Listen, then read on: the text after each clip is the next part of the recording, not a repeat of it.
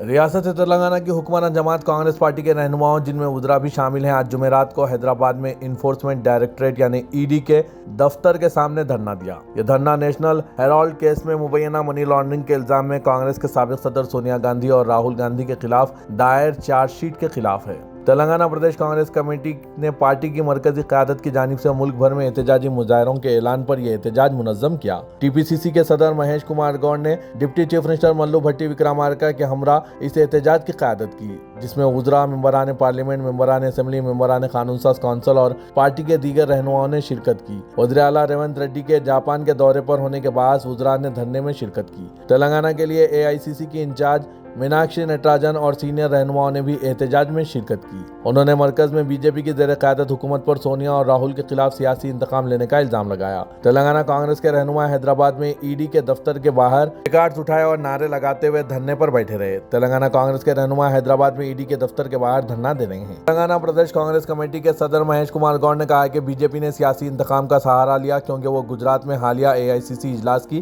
कामयाबी से परेशान है। उन्होंने इल्जाम लगाया कि बीजेपी राहुल के साख को दागदार करने की तहकीकाती एजेंसियों का इस्तेमाल कर रही है। प्रभाकर ने कहा कि बीजेपी गांधी खानदान को निशाना बना रही है, जिसने मुल्क के लिए कुर्बानियां पेश की है। पेश है इस खुसूस में धरने के कुछ झलकियां। Bureau report siyaasat.com।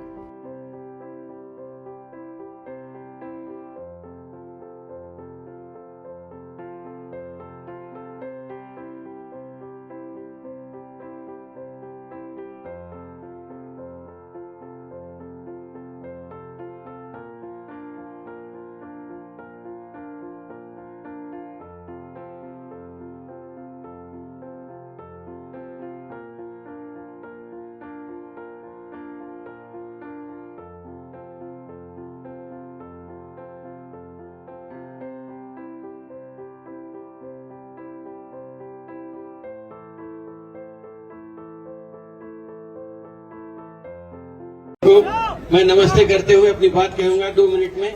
अब की बार गुजरात के बाहर वो डर बढ़ गया, दूसरा कुछ नहीं है। मोदी सरकार जो है वो अटेंशन डाइवर्जन गैंग का काम कर रही है।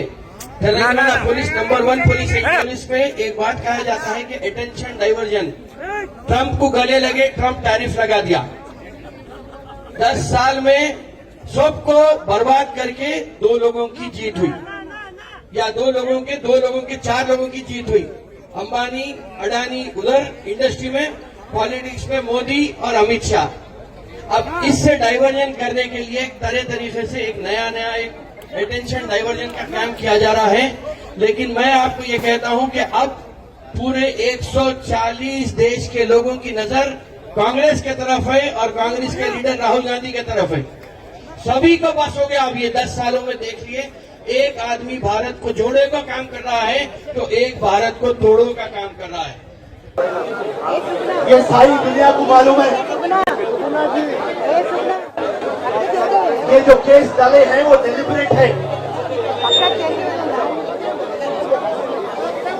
राहुल गांधी जी, सोनिया जी बनाना, और जब भी मसला कांग्रेस की उरूज का आता, जैसा हमारे भाई बोले गुजरात के अंदर प्रीवरी, उसके बाद बिहार के अंदर चुनाव, और ये जो वक्फ बोर्ड की गलती, जो ये काला कानून जो हिंदुस्तान को आग लगा देगा, इसको डाइवर्ट करने के लिए वेंडेटा पॉलिटिक्स करना 2 मास्टरमाइंड, मोदी, अमित शाह। और मैं ये आपको बता दूं, अरे मेरे भाई, कांग्रेस का कार्यकर्ता कैसा मजबूत है, शेर दिल है, चट्टान है। ये कोई ऐसे छोटे मोटे केसों को डर सकता क्या? और बीजेपी को मैं एक चीज समझाना चाह रहा हूं, अरे बाबा, ये जो देश को आजादी लाई पार्टी, जो चाइना से लड़ ली, पाकिस्तान से लड़ ली, देश के लिए जान समर्पित करे इंदिरा जी, राहुल जी, राजीव जी, ऐसे लोगों को आप ये छोटे मोटे केसा डाल के आप क्या दिखाना चाह रहे हैं? मनी लॉन्ड्रिंग हुई का?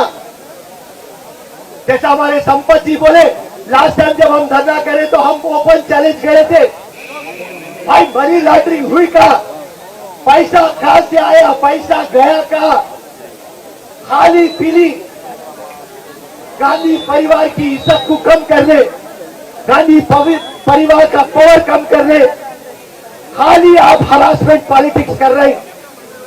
और हम कांग्रेस का एवरी सिंगल कार्यकर्ता हिंदुस्तान की सरजमीन से बोल रहा, जब तक इंसाफ नहीं मिलेगा हम खामोश बैठेंगे नहीं, तुमको सोने देंगे नहीं। जय हिंद, जय कांग्रेस, बहुत धन्यवाद।